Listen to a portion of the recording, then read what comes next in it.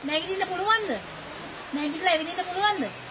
මෙම වයෝවෘද්ධ කාන්තාව මෙලෙස රඳවා සිටියේ පොල්ගහවෙල ඔරුලියද්ද පරණවත්ත ප්‍රදේශයේ පිහිටි නිවසක කුකුල් කූඩුවක් ලෙස පවත්වාගෙන ගිය ස්ථානයකයි.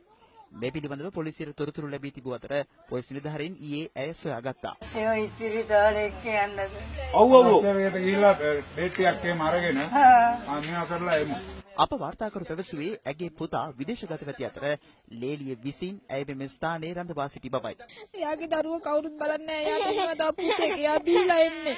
ඒ දැම්මේ අපේ ගේ කඩා වැටුණා. ගිය අවුරුද්දේ දෙසැම්බර් 26 වෙනිදා කඩා වැටුණා. ඊයේ ඉතින් දාන්න දිහාවක් තිබුණේ නෑ අම්මා.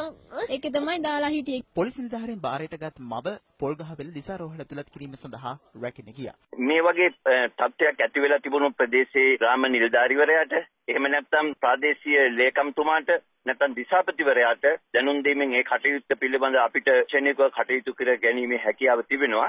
වැඩිහිටියන් සම්බන්ධයෙන් ඔවුන්ගේ නඩත්තු කටයුතු සිද්ධ කිරීම සඳහා යම් කිසි ආකාරයකින් දරුවන් නොසලකිලිමත් ලෙස තමන්ගේ හැකියාවක් තිබියදී ඒවා සම්බන්ධයෙන් කටයුතු නොකරන්නේ නම් අපේ තිබෙන නඩත්තු මණ්ඩලයක් තිබෙනවා. ඒක නිත්‍යානුකූල මණ්ඩලයක්. මේ මණ්ඩලයෙන් ඔවුන්ට ලැබිය යුතු සහන ඉතාමත්ම ක්‍රමවත් සැලැස්වීමේ කටයුත්ත ජාතික මට්ටමින් සිද්ධ වෙනවා.